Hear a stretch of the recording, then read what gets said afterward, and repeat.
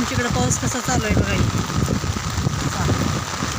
इतकाच आहे जोरात चालू, इतका जोरात चालू आहे.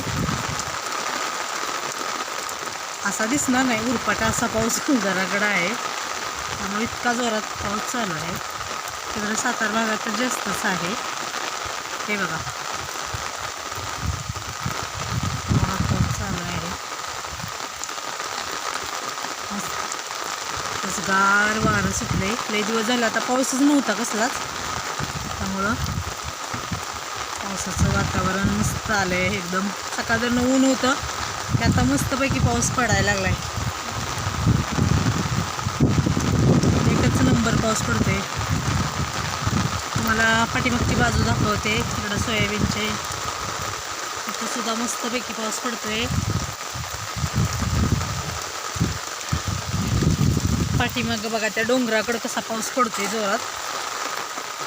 ते डोंगर पाठीमागचा भाग झाकून गेलाय. आता काही ते डोंगर दिसतच नाही. त्याच्या पाठीमागं सगळं आभाळानं ते झाकलेलं आहे ना, त्यामुळे मस्त पाऊस पडतोय इकडं सगळा असा. ही कराड साईट आहे अशी, त्यामुळे सगळीकडे पाऊसच पाऊस जोरात चालू आहे. हे बघा इकडं असा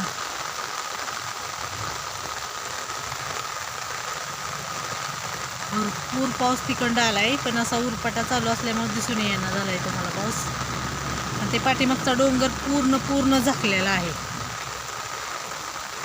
बघा हे नजारा असा. तिकडं आवाळ सगळं गच्च आलंय. ते आमच्या घराच्या वरचणी गळ्याचे त्या सगळ्या सगळं पाणीच झालंय. असं सोयाबीनच्या सरीनी सगळं पाणी चाललंय. आता थोडंसं पाणी साठायला लागलंय.